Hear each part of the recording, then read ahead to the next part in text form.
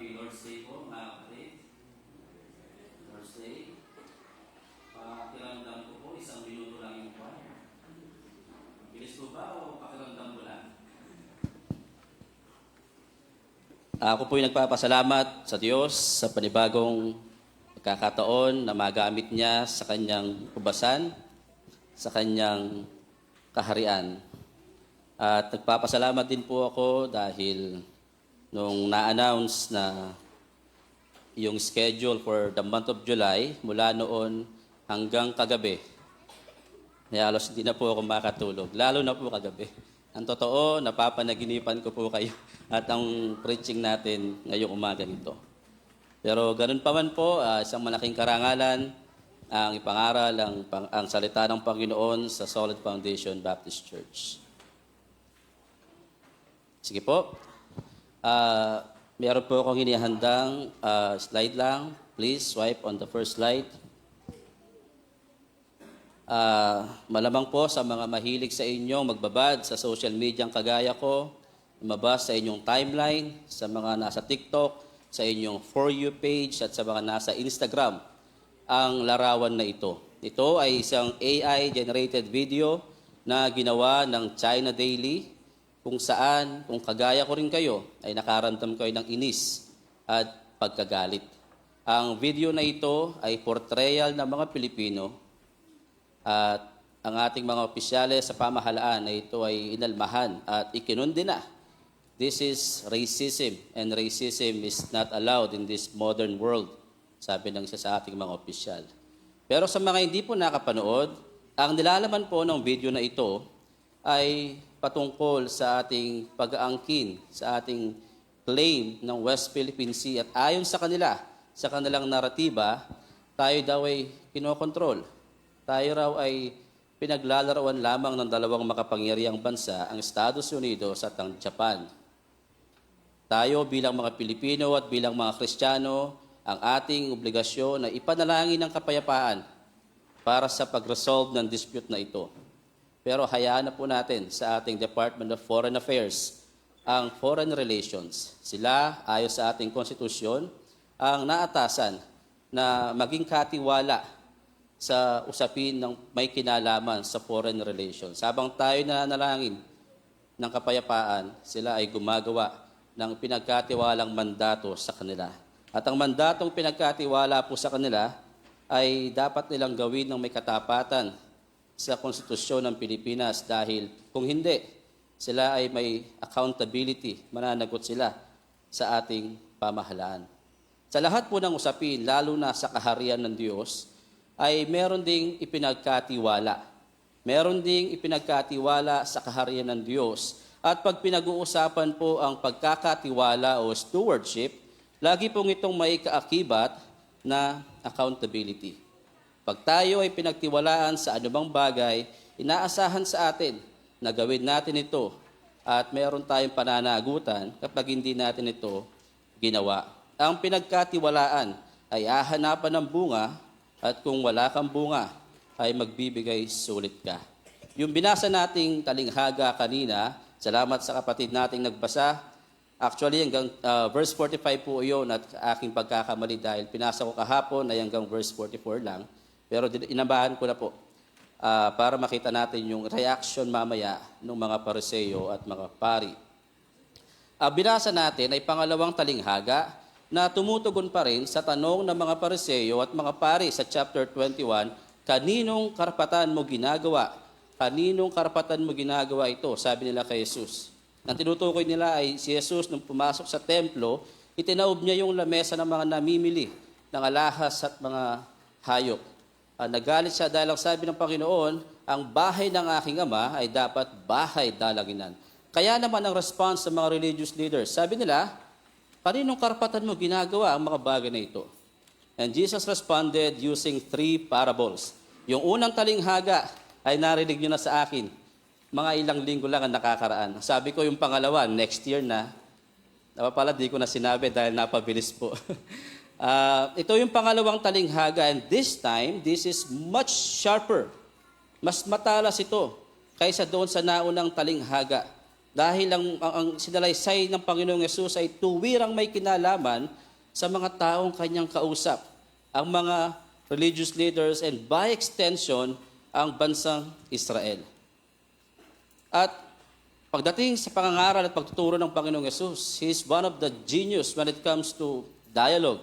Ang madalas niyang gamitin ay mga talinghaga, mga bagay na natural para magturo ng spiritual na katotohanan. Ano ang talinghaga? Ang mga talinghaga po o parables ay mga tunay na kwento o mga kwento na maaaring mangyari sa tunay na buhay. Ginagamit ito ng Panginoon, lalo na yung mga pamilyar sa kanyang mga kausap, sa kanya sasabihin ang spiritual na kahulugan nito.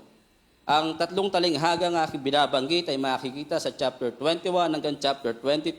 Doon sa unang talinghaga, ito ay may kinalaman sa talinghaga ng dalawang anak, kung saan ipinakita ng Panginoon sa tatlong talinghagang ito patungkol sa kaharian. Sa unang talinghaga, in-expose ng ating Panginoong Yesus yung mga fake citizens ng kaharian ng Diyos. Sa pangatlong talinghaga, sa chapter 22, ay patungkol sa talinghaga sa kasalan, the parable of the wedding feast, kung saan ipapakita naman ng Panginoon na ang kaharian ng Diyos ay hindi lamang limited sa isang bansa, ito ay bukas sa buong mundo. At ito ay, it demands true righteousness. Yung ating pag-uusapan, yung pangalawa, ito yung pinaka-sharp, ito yung pinakamatalas na talinghaga na kanyang tutukuyin at titignan natin yung mga lessons na applicable sa atin sa ating panahon. Ito yung talinghaga ng vineyard, the parable of the vineyard, or some translations ang gamit, the parable of the wicked tenants. Ang talinghaga ng ubasan o ang talinghaga ng masamang katiwala. Anya kung kayong muling buksan ang ating mga Bible sa Matthew chapter 21 verses 33 hanggang 44, 45, Matthew 21, 33 hanggang 45. At hayaan nyo lamang po nakabukas ang inyong mga Bible sa text na iyan dahil titignan natin na ang parable na ito, ang talinghaga na ito ay tumutukoy sa redemptive plan ng Diyos in a nutshell. Kumbaga, sa talinghagang ito ay sasaysay ng Panginoon sa maikling talinghaga, kwento, ang kanyang pagliligtas mula sa lumang tipan sa kanyang panahon hanggang sa ating panahon. This parable is a redemptive plan in a nutshell. At napakasimple naman po yung meaning ng talinghaga. May 6 na elemento yung talinghaga. Una, yung may-ari ng lupa. Ito ay tumutukoy sa Diyos. Pangalawa, ang ubasan. Ito ay tumutukoy sa Israel. At pangatlo, ang mga leaders ng Israel. Yung mga katiwala, yung mga magsasaka. Sila yung leaders ng Israel, the priests and the Pharisees. At yung pangapat, yung mga tauhan, yung mga servants, yung mga propeta. At yung bunga, yung righteous life and obedience sa kalooban ng Diyos. At panghuli, yung anak, ito ay tumutukoy sa ating Panginoong Yesus. Ang ating pinaka-pamagat o the main truth for this passage, ang kaharian po ng Diyos ay pinagkatiwala sa iglesyang namumunga. Ang kaharian ng Diyos ay pinagkatiwala sa iglesyang namumunga. The kingdom of God is entrusted to the fruit-bearing church. Sa pagbubuod, ang nangyari po dito, yung landowner, ang ginawa niya ay nagtanim siya, nagbungkal siya, nagtanim siya sa sarili niyang lupa, itinanim niya ang ubasan, naghukay siya, naglagay ng pisaan, naglagay ng bako, naglagay ng tore. Lahat ng pangangailangan ng isang ubasan ay kanya nang inihanda. Tumawag siya ng mga katiwala para bantayan ng kanyang ubasan at siya umalis. At pagkatapos ng ilang panahon, pagdating ng pamimitas o araw ng harvest, nagsugo siya ng kanyang mga lingkod para kunin yung bahagi ng kanyang ubasan.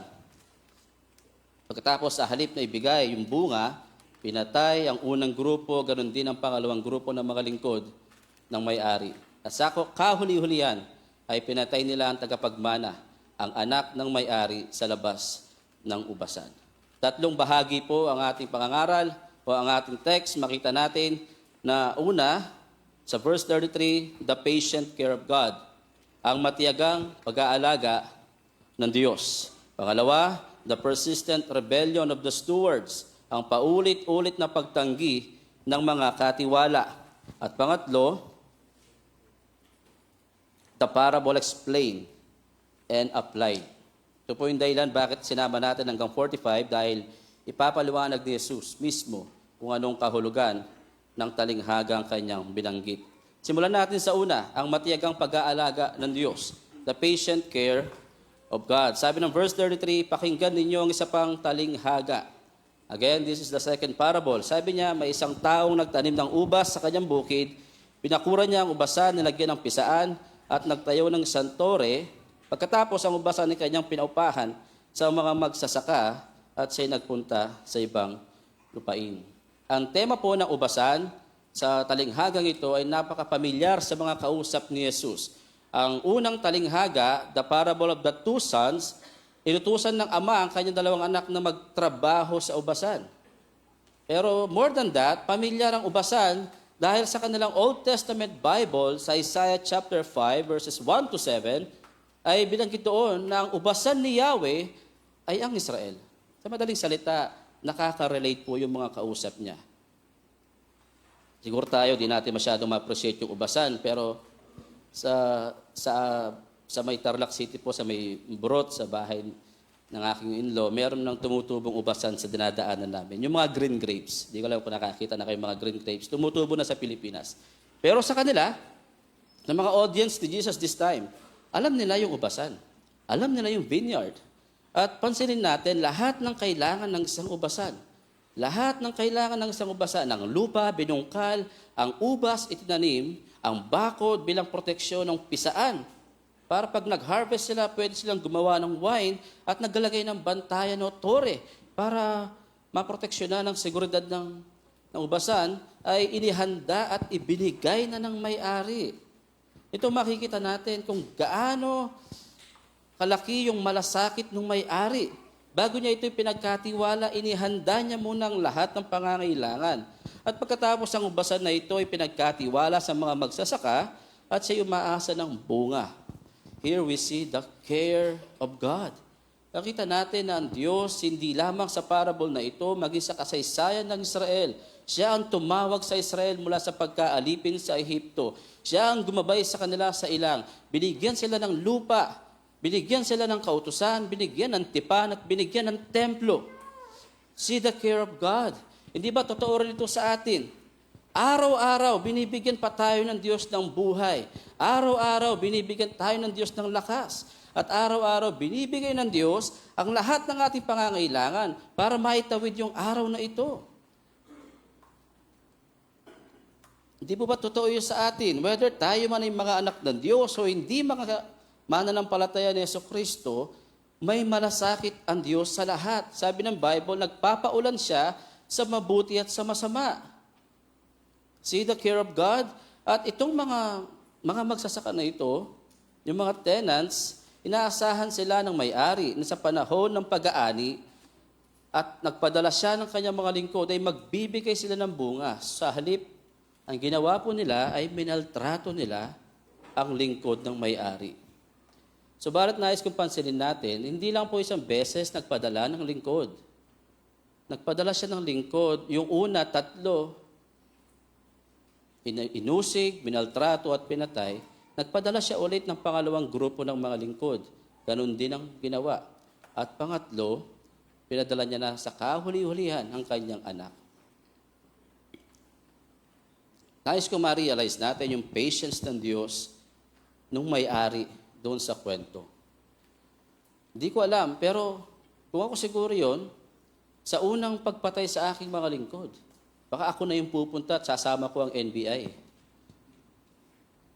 Hindi po ba? Pero nag-send siya ulit ng panibagong grupo hanggang isend niya yung kanyang anak. See the patience of God. Tayo, araw-araw tayong nagmamaktol sa dami ng mga pagpapala ng Diyos na pinagkaloob sa atin. Minsan, ni pasalamat, nakakalimutan pa natin gawin. But God did not kill us right there and then dahil He's a patient God.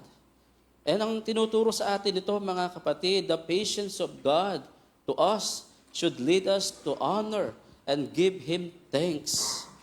Ang pasensya ng Diyos sa atin dapat ang magtulak para sa ipasalamatan natin at parangalan. Tayong lahat ay mga katiwala lamang. Huwag nating isipin na tayo ang captain of our soul. We are not the master of our life and we are not the captain of our soul. Katiwala lang po tayo.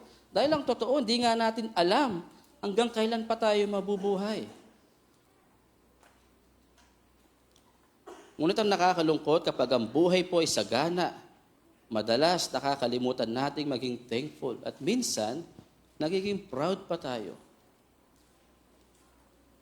Abay, pinaghirapan ko to, nag-aral ako, nagsumikap ako, deserve ko mga blessing na ito, I am a self-made man. Instead of being thankful, nagiging proud pa tayo. And sometimes, kapag ang buhay naman ay sinusubok, madalas naman tayo ay nagko-complain. And that means we dishonor God. Hindi po ba ganito? Pag tayo may nakarinig na ba tayo, nakakita ng tao na dumaan sa pagsubok at ang lagi niyang tanong, Lord, bakit ako pa? Napakasama po ng tanong na iyon dahil parang sinasabi mo, Lord, siya na lang.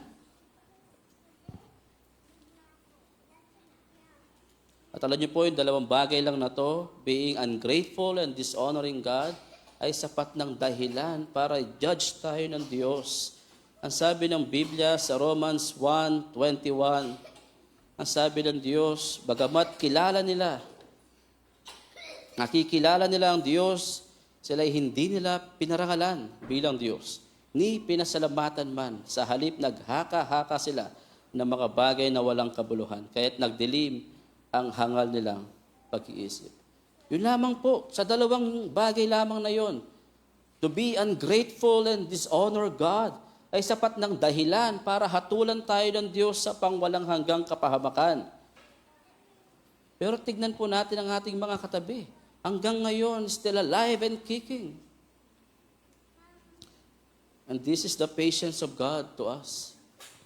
Yung matyagang pag-aalaga ng Diyos sa atin. Kaya ang tanong ko sa atin, mga kapatid, are you grateful enough that as steward, God cares and is patient with us? Tayo ba ay nagpapasalamat dahil bilang mga katiwala ng Diyos, matyaga siya sa atin at kinakalinga tayo ng Diyos. Itong may-ari ng ubasan, ganun na lang ang kanyang malasakit at ang kanyang patience. Siya ang nagtanim sa kanyang sariling lupa, nihanda niya lahat, saka pa lang niya tinawag yung mga magsasaka. Pero tignan natin, pangalawa, ang paulit-ulit na pagtanggi ng mga katiwala. The persistent rebellion of the stewards. Makita natin, una, sa verse 34, ang sabi rito, nang dumating ang panahon ng pitasan ng ubas, pinapunta ng may-ari ng ubasan ng kanyang mga tauhan upang kunin sa mga magsasaka ang kanyang bahagi. Alam niyo po, sa agricultural industry ng Palestina sa panahon na ito, common at natural sa kanila na ipaupa ang lupa. Ipaupa ang lupa, common ito. At common din sa kanilang agricultural industry na ang bayad sa renta sa lupa o doon sa ubasan ay yung bunga. Kahit po sa atin, yung aking lola ay hortelano ya po. Magsasaka ang aking lola, nung kabataan niya, lagi niyang kinukwento, pag sila ay gumagapas at umaani, nagbibilad ng palay, ang sweldo nila ay kaban ng palay. Hindi ko alam kung kada 10 kaban sa may-ari, isa sa kanila, o baka mas mataas. Ganon din po sa kanila. Sa Israel, ang bayad sa upa ay yung bunga. Yung bahagi ng may-ari ay yung bunga. Ngunit, sa halip na ibigay nila ang bayad sa may-ari, sunod-sunod na pinatay ng mga tenants ng mga magsasakang ito ang sinugo ng may-ari.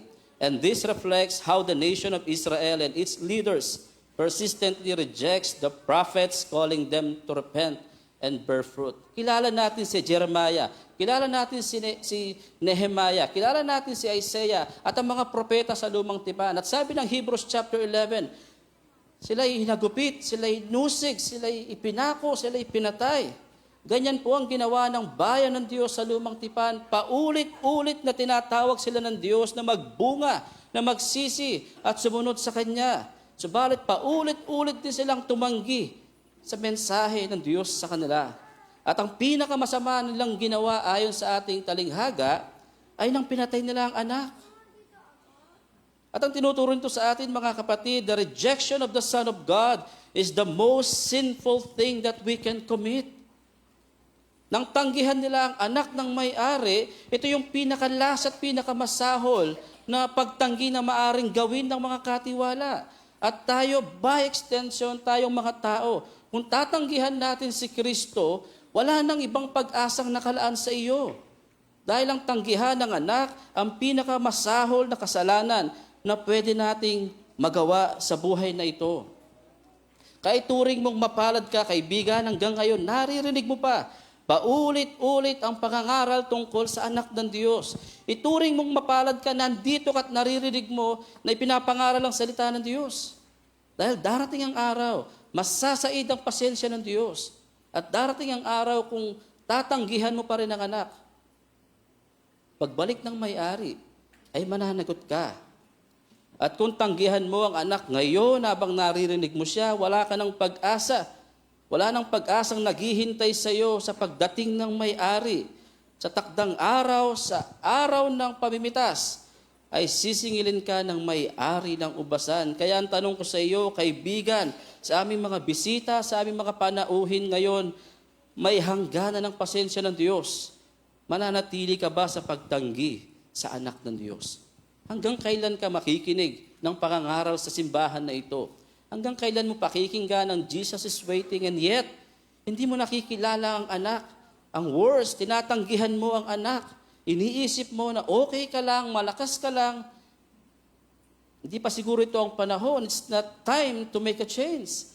Let's relax. Take it easy. Kaibigan, hindi mo alam hanggang kailan ang buhay mo. At hindi mo alam hanggang kailan ang pasensya ng Diyos. Kung tatanggihan mo ang anak, wala nang pag-asang naghihintay sa iyo. Ganito yung pinakamasahol na ginawa ng mga magsasaka. Hindi lang nila tinanggihan yung mga tauhan ng may-ari, tinanggihan din nila yung anak ng may-ari. Ang tanggihan si Jesucristo ay nangangahulugang ikaw mismo ang haharap sa Diyos sa araw ng pamimitas. Kaya mo bang tindigan? Kaya mo bang tayuan ng kabanal-banalang Diyos sa araw na iyon? Ano po ang tumayo sa inyong harapan ay nangangatog na ang tuhod ko. Buti na lang ang wala si pastor, baka 2 tuhod ang nangangatog. Pero sa araw na iyon, sa pagtayo natin sa harap ng Diyos, hindi lang tuhod ang mangangatog. Ang sabi ng Biblia, hindi mo nga maiuunat ang iyong mga tuhod. Hindi mo maitatayo sa harap ng kabanal-banalang Diyos. At kung wala kang panagot, kung wala si Kristo sa iyo, kawawa ka. Kaya turing mong mapalad na naririnig mo pa hanggang sa oras na ito na iniaalok sa iyo ang anak at lumapit ka sa kanya at sumampalataya. Sana wag niyo pong palampasin ang araw na ito na hindi ka kumikilala sa anak ng Diyos. Wag mong hayaan lumabas ka sa bulwagang ito mamaya na para bang wala kang narinig. Dahil sa araw ng pamimitas, sa araw ng harvest, lahat ng narinig mong pangangaral patungkol kay Kristo ay sisingilin sa iyo ng may-ari. Pangatlo at kauli-ulihan, tignan natin pagkatapos ng talinghaga ay ipapaliwanag ni Jesus ang ibig sabihin ng talinghaga. Mabilis po yung dalawa dahil mahaba yung pangatlo. Kaya pagpasensya nyo na po. Please bear with me. Sabi sa pangatlo, ang paliwanag sa talinghaga, the parable explained and applied. Sisimula po ito sa verse 40 hanggang verse 45. Pansinin niyo po, nung mag-exit na si Jesus sa pagkukwento ng parable, ang una niyang tanong ay ito, ano kaya ang gagawin ng may-ari pagbabalik niya doon sa mga masamang magsasaka? Napakatalino po ni Jesus. Naalala niyo sa 2 Samuel chapter 12 nang si David ay nagkasala, sinipingan si Bathsheba at para pagtakpan ay pinapatay niya ang kanyang asawang si Urias. Kinonfront siya ni Nathan at ang sabi ni Nathan sa kanya, kamahalan, meron pong 2 tao, nang isa'y mayaman, nang isa ay tukha. Ang mayaman ay may laksalaksang mga tupa Subalit itong mahirap, may kaisa-isang tupa na daig pa sa anak na babae ang turing niya. For parent po itong mahirap. Itong isa ay herd owner lang. Subalit, nung magkaroon ng bisita itong mayaman, ang sabi ni Nathan, ayaw magkatay kahit isang tupa ng mayaman. Ginawa niya, kinuha niya yung kaisa-isang fur baby ng mahirap. Kinatay at pinakain sa kanyang bisita. Abay, pagkarinig po nito, galit na galit si King David. Sabi niya, dapat mamatay ang tao na iyon. Karumaldumal ang kanyang ginawa. Sabi ni Nathan, you are the man. You are the man. Ikaw yun. And the same strategy ginamit ni Jesus sa mga kausap niya. Sabi niya, ano kayang gagawin ng may-ari pagdating niya doon sa mga masamang magsasaka? Ang kausap po niya rito talaga, intended audience niya, yung mga pari at mga matatanda ng bayan, the priest and the elders. Alam niyo po, kahanga-hanga yung sagot ng mga to dahil sa dami nilang sinagot na mali, dito tumama sila. Pero hindi sila kahanga-hanga in a sense na tama yung sagot nila, nakakamangha dahil alam pala nila yung sagot. And yet, hindi nila alam gawin. Sabi nila, sa verse 40, 41, they said to him, he will put those wretches to a miserable death. Alam pala nila na deserve ng judgment yung mga masamang tenant. Hindi lang siguro sinabi ni Jesus na, you are the man. Kayo yun. Para silang gumawa ng bitayan na sila yung bibitayin. They hang themselves by answering the question of Jesus. They pronounce their own judgment. Kaya sabi ko sa inyo kanina, matalas ang talinghagang ito.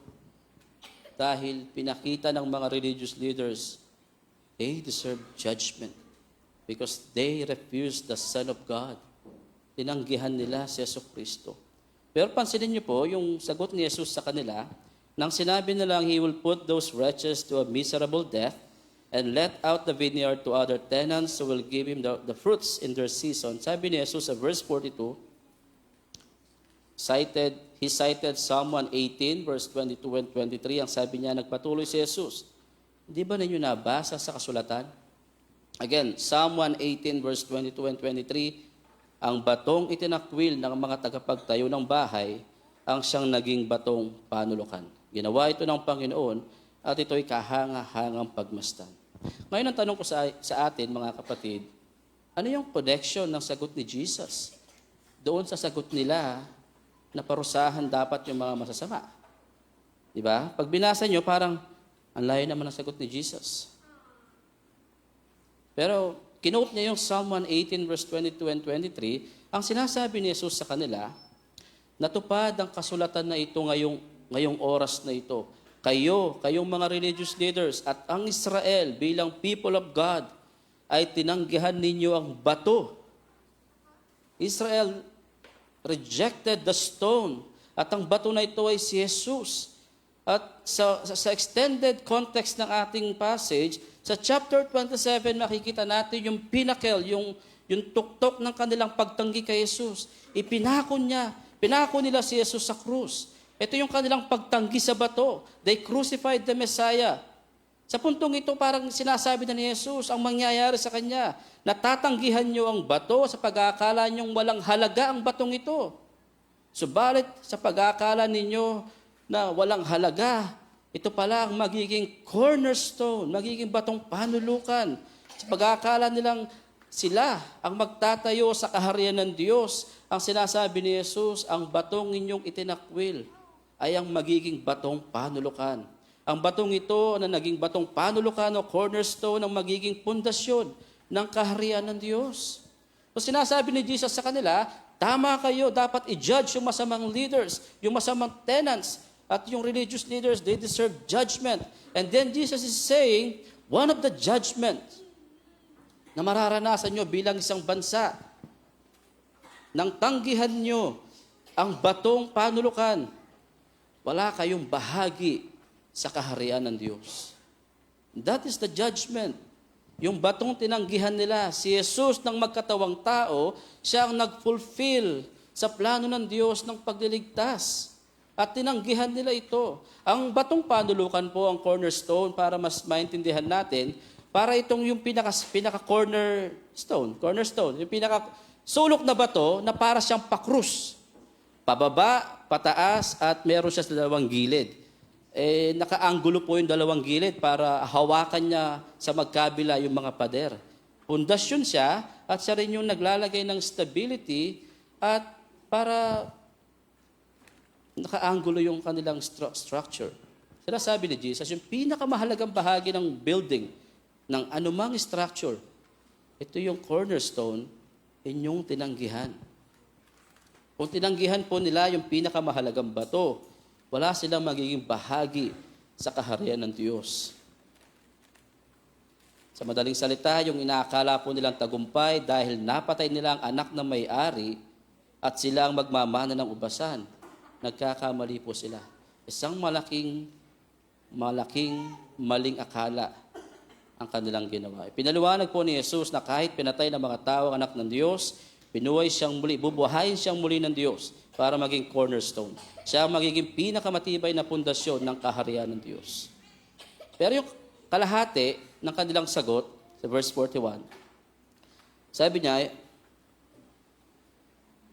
verse 41, tignan niyo po, papatayin niya sa kakilakilabot na paraan ng mga masasamang iyon. At, ano tayong kasunod? Paupahan ang ubas sa ibang magsasaka na magbibigay sa kanya ng kanyang bahagi sa panahon ng pamimitas. Tumpak na naman po yung sagot nila. At anong ibig sabihin ng kanilang sinagot? Sabi ni Jesus sa kasunod na talata, verse 43, kaya nga sinasabi ko sa inyo, ang kaharian ng Diyos ay kukunin sa inyo at ibibigay sa mga taong masunurin sa kalooban ng Diyos. Ang salitang paupahan sa iba, ang ibig sabihin po yung vineyard, yung ubasan, pagdating ni Jesus sa kanyang pagkakatawang tao, sa kanyang kamatayan sa krus at muling pagkabuhay at pagbabalik sa kalangitan o yung tinatawag nating Christ event, sa kanyang pagdating ay isa sa katuparan niya ang kaharian ng Diyos. Ang kaharian ng Diyos, ang sabi niya, ay babawiin sa Israel. Pakinggan niyo pong mabuti ito. Babawiin ang kaharian, ang ubasan sa Israel. Kanino siya babawiin? Sabi ng verse 43, ang kaharian ng Diyos ay kukunin sa inyo. Medyo mabigat po ito dahil sa Old Testament, the people of God is Israel. Alam po natin yon. Pero dahil tinanggihan nila ang kanilang Mesyas, ang kanilang hari, ang sabi ni Jesus, babawiin sa inyo ang kaharian ng Diyos. Babawiin ang pagkakatiwala, ang stewardship ng kingdom ay babawiin ng Diyos sa Israel dahil tinanggihan nila ang anak ng Diyos. Nang tanggihan nila si Jesus, yun po ang hangganan ng pagiging steward nila ng kingdom. Aalisin sa kanila ang pagkakatiwala ng kaharian at ibibigay sa iba. This is still part of the judgment to Israel. Tignan po natin, patutunayan ko sa inyo sa Romans 11 verse 15 na ang Israel ay itinakwil ng Diyos dahil tinanggihan nila si Jesus. Romans chapter 11 verse 15, kung ang pagkatakwil sa kanila ay naging daan upang ipagkasundo sa Diyos ang sanlibutan, ang muling pagtanggap sa kanila ng Diyos ay matutulad sa muling pagkabuhay. Sino daw ang itinakwil? Basahin niyo po yung context ng Romans 11. Israel. Nang sila ay itakwil ng Diyos dahil dinanggihan nila si Jesus, tayong mga hindi Israel, tayong mga hindi Israelita ay dinugtong sa puno ng olibo. Tayong mga hentil ay naging bahagi ng kaharian ng Diyos. Pero hindi lang yung bahagi na yun ang nakakashock sa statement ni Jesus. Dahil ang sabi niya, maliban sa babawiin, ito rin ay ibibigay. Ang sabi ng verse 43, ibibigay sa mga taong masunurin sa kalooban ng Diyos. Sa ESV po, ito ang sabi, it will be taken away from you and given to a people producing its fruit. Ang tanong, kanino ibibigay ang stewardship ng kingdom? Sa Amerika? Sa Pilipinas? Baka sa Vatican o kaya sa Rome? or Italy. Kanino kaya ibibigay? Sa ibang salin sa Tagalog, ang sabi niya, ibibigay ito sa isang bansa na magbibigay ng bunga. Kanino po ibibigay ang pagkakatiwala ng kaharian ng langit? Ang pinaka-consistent pong interpretation nito ay ang church, the universal church. Inalis ang stewardship ng kingdom sa Israel at ibinigay sa church. Sa isang bansang nagbibigay ng bunga. Ito po ang church, ang universal church. Bakit church? Bansa ang tinukoy. Mga kapatid, yung bansang sinabi rito, hindi tumutukoy sa isang isang geographical country or nation. Ito ay isang bansa na pangkalahatan. Patutunayan ko po sa inyo, sabi ng Revelation chapter 7 verse 9, tinutukoy yung mga taong nakadamit ng puti. In other words, in church, sabi ng Revelation 7:9, the church is composed of people from every nation, from all tribes and peoples and languages.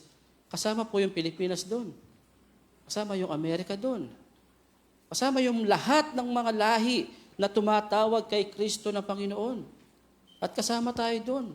Kung tayo ay na kay Kristo, kabahagi tayo sa all nations, all tribes and peoples and languages. Sa church po ibinigay ang stewardship ng kingdom of God, ang message ng kingdom, at kinikilala ng church ang hari.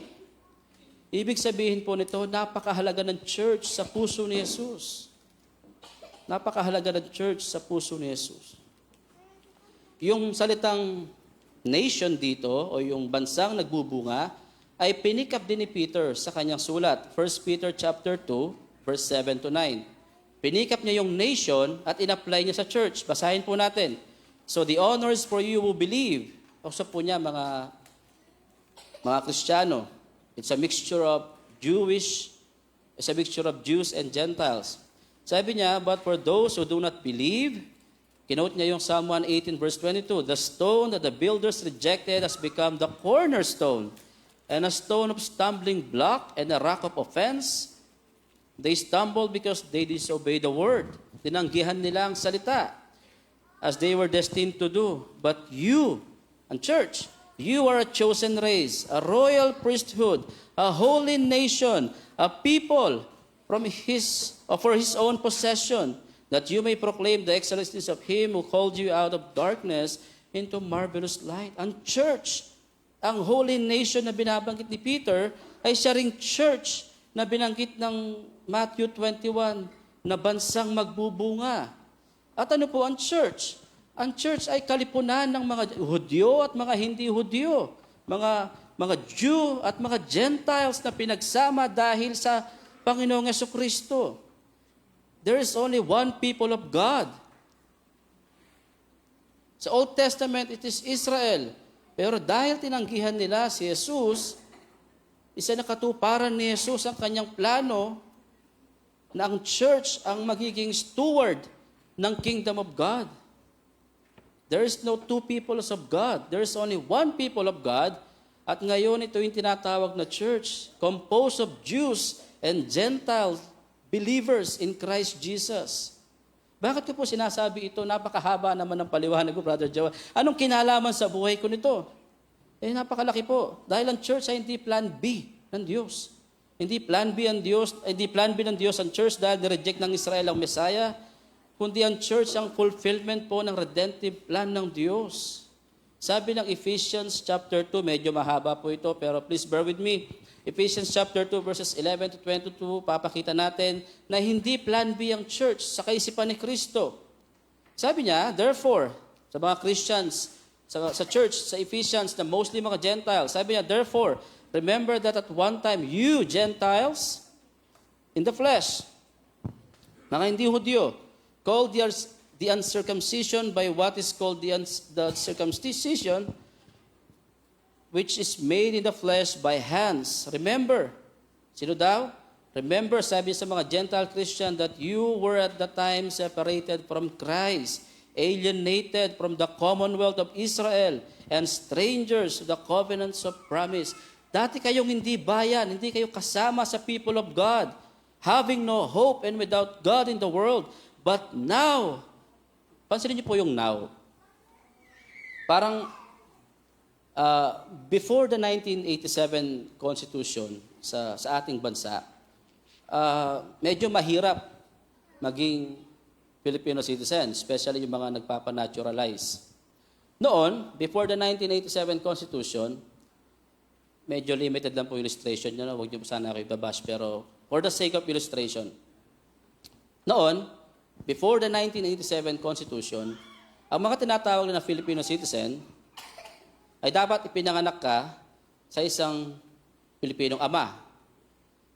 Ibig sabihin, kung may dalawang banyaga na mag-asawa, nagbakasyon sa Pilipinas, nabuntis yung babae at nanganak sa Pilipinas, Pilipino ba yung bata? Hindi. Kasi hindi sa lugar ang binibilang. O pangalawang halimbawa, kapag dalawang OFW mag-asawa, nagpunta sa ibang bansa, sabi natin sa China, nagpunta sa ibang bansa, nabuntis yung babae, nanganak sa China, Pilipino yung anak? Kung Pilipino yung tatay, Pilipino yung anak. E paano kung isa lang ang Pilipino? Yung babae lang, yung asawa niya ay Chinese o kaya American or ano? Pilipino ba yung anak pag sinilang siya sa ibang bansa? Before the 1987 Constitution, ang sabi, hindi. Kasi kailangan tatay ang Pilipino. So you see, nung dumating yung 1987 Constitution, tinanggal na yung pagkakaiba sa gender. At meron pa nadagdag, yung naturalization ng Pilipino. Yung mga dayuhan na nirahan dito na gusto maging Pilipino, dadaan sila sa process na tawag na naturalization. Ang punto lamang ay ito, hindi ka nagiging Filipino citizen dahil pinanganak ka lang sa Pilipinas. Tama? Hindi porke pinanganak ka sa Pilipinas, automatic Filipino citizen ka. Hindi siya by place, kundi by blood. Ang mga Gentiles, hindi sila taga-Israel. Alienated sila, separated sila sa people of God. That's before the coming of Jesus Christ. Nung dumating ang ating Panginoon, kaya nga sabi ng ating text, but now, in Christ Jesus, you who once were far off, kayong mga malalayo dati, ay nailapit dahil sa dugo ni Kristo. May nangyari po nung unang pagdating ni Jesus. Siya ang nagsakatuparan ng plano ng Diyos na pagkaisahin ang lahat ng mananampalataya, mapahudyo man o hentil. Ang sabi niya, for He Himself is our peace, for He has made us both one and has broken down in His flesh the dividing wall of hostility. Nawala na po yung hostility between Jews and Gentiles because of the gospel. At ang sabi niya, and by abolishing the law of commandments expressed in ordinances, that He might create in Himself one new man in place of two. Mahalaga yung one new man dito dahil ito rin yung bansa na magbubunga na sinabi ni Jesus. This one new man in place of two, ang sabi niya, so making peace and might reconcile us both to God in one body through the cross, thereby killing the hostility. You see the effect of the gospel. Ang ginawa ng Ebanghelyo ni Jesus sa atin ay sinolusyonan yung issue natin vertically sa Diyos. Ang sabi niya, tinanggal niya yung hostility natin sa Diyos, but more than that, yung hostility natin horizontally sa isa't isa. Sinob ng gospel yung issue natin between Jews and Gentiles. This is the foundation of our unity sa church. Hindi yung pagkakaparehas natin ng damit. Magamat lahat kami naka-light brown. Hindi po yun ang foundation nating unity, kundi yung gospel. At ang sinabi rito, yung one new man in place of two, ito yung church. And He came and preached peace to you who were far off, and peace to those who are near. For through Him we both, Jews and Gentiles, have access to one Spirit, to the Father. So then you are no longer strangers and aliens, but you are fellow citizens with the saints and members of the household of God. Yung household of God, this is the church. Sino daw yung citizen ng household of God? Jews and Gentiles na naniniwala kay Jesucristo. Built on the foundation of the apostles and prophets, Christ Jesus Himself being the cornerstone na naman. Si Jesus ang pundasyon ng kaharian ng langit at siya ang pundasyon ng iglesia. Ang sinasabi ko lamang po sa atin mga kapatid, may nangyaring pagbabago. May nangyaring katuparan ng dumating si Jesucristo. Tinanggihan ito ng Israel, kaya itinakwil sila bilang katiwala ng kaharian. Ibinigay sa church ang pagiging steward ng kingdom of God. And make no mistake mga kapatid, the kingdom of God is not the church. Narinig natin no Missions Night, pinaliwanag, the kingdom of God is the reign and the rule of Christ. Yung church, ito yung realm, ito yung pinaghaharian. Parang ganito yan. Pag ang Pilipino nagpunta sa ibang bansa, naging OFW siya, hindi na ba siya sakop ng administrasyon natin? Sakop pa ba siya ng administrasyon ng ating pamahalaan? Sakop? Sakop. Kasi pag ginalipos na sila, minaltrato sila sa tatakbo. Di ba sa ating embassy? Ang embassy natin ay nasa ilalim ng pamamahala ng ating administrasyon. Tama? So sakop pa rin sila. Sakop pa rin sila. Ang kaharian po ng Diyos ay hindi ang church. Ang church ang kumikilala sa kaharian ng Diyos. Tayo ang pinaghaharian ng Diyos. At napakahalaga po, ito lamang yung tinuturo ng ating talata. Ang church bilang katiwala ng Diyos ay dapat namumunga. Napakahalaga sa mind ni Christ ang church. Napakahalaga po nito sa kaisipan ng Diyos. So the people of God, the church is not by birth and not by location, but it is by faith in the gospel of Jesus Christ. At ang church na tinutukoy ko, yung universal church, yung hindi nakikita. Tayo ngayon, bilang local church, Solid Foundation Baptist Church, na nasa Macopa Street, De La Cruz Lim Subdivision, San Francisco, Mabalacat City, Pampanga, tayo ang nakikitang representasyon ng universal church. Tayo ang manifestasyon ng universal church. At dahil malaga kay Kristo ang iglesia, ang church, ang ibig sabihin nito sa iyo at sa akin na ito, number one, kung sinasabi mong Kristiyano ka, at si Yesu Kristo ang iyong hari at Panginoon, pero hindi ka member ng local church, you are not doing the will of God. Wala ka sa kalooban ng Panginoon. Matagal ka nang bisita ng church na ito, na-enjoy mo yung fellowship, yung worship, pero ayaw mong mag-commit sa church dahil sa palagay mo, messy ang church. Struggling ang church. But let me tell you, committed si Jesus Christ sa church. Sabi ng Ephesians 5, gaya ng isang asawang lalaki, committed si Jesus sa kanyang bride. He will make her holy and blameless and present her spotless in the time of His appearing. Committed si Jesus na pabanalin ang iglesia, at kung hindi ka bahagi ng church at sinasabi mong Kristiyano ka, you are missing the will of God. Hindi mo nagagawa yung karugtong ng plano ng Diyos sa iglesia. Nakikinabang ka lang pero hindi ka nakikiambag.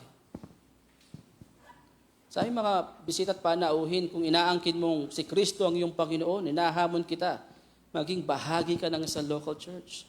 Commit yourself to the local church. Masaya kami kung sa Solid Foundation Baptist Church. Masaya rin naman kami kung sa ibang evangelical church.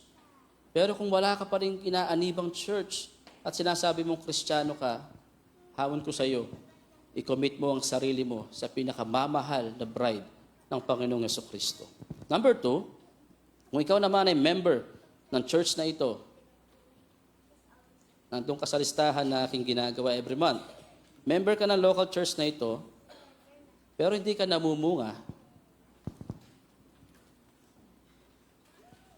wala kang pagsisisi sa kasalanan, wala kang pagpupursige sa kabanalan, wala kang pakialam sa salita ng Diyos at pananalangin, basta ang mahalaga, member ka ng church. Doubtful po ang iyong conversion. May malaking question mark sa iyo. Dahil ang pagiging miyembro ng isang local church ay hindi nakakahulugan, bahagi ka ng kaharian ng Diyos. Ang hamon ko sa iyo, suriin mo ang iyong sarili, kapatid. Bahagi ka ng church, member ka ng church, but you are not producing fruit. Remember our title, ipinagkatiwala sa iglesyang namumunga. Kung wala kang bunga at member ka ng church, ang hamon ko sa iyo, suriin mo ang iyong sarili. Nasaan ang bunga ng kabanalan sa iyo? At nasaan ang bunga ng ebanghelyo sa iyong buhay? Number 3, kung ikaw ay Kristiyano, kilala mo si Jesus bilang iyong Panginoon at tagapagligtas at member ka ng local church. Sabihin na natin, member ka ng Solid Foundation Baptist Church. Ang hamon ko sa iyo, kapatid, at sa akin din, let us make every effort to bear fruit. Pagsumikapan nating mamunga. Dahil ipinagkatiwala ang kaharian sa iglesyang namumunga. Kung binawi ito sa Israel na hindi namunga, maaari itong bawiin sa iglesyang hindi namumunga. Remember Revelation chapter 2 and 3, the 7 churches? Merong isang iglesia doon na hinamon ni Jesus na magsisi ka dahil kung hindi, tatanggalin ko ang iyong ilawan. Meron akong pinapanood na documentary sa YouTube. Ang kanilang dinodocument yung mga malalaking churches sa Amerika. Yung Baptist Temple sa Amerika na dati ay 4,000 lang yata yung kanilang, 4,000 lang yung kanilang mga umaaten. Pero nung dumating yung isang pastor nila ay naging 6,000, 10,000 na yung kanilang mga membership, pati yung umaaten sa church nila. Alam niyo yung documentary nung pinuntahan nila yung temple na yun, church na yun, abandonadong gusali na lang. Napakalaki ng parking lot. Napakalaki ng auditorium. Napakalaki ng worship hall. Ilang taon lang, 10 or 20 years lang, hindi na siya naging church. Dahil ipinagkatiwala ang kaharian sa iglesyang namumunga.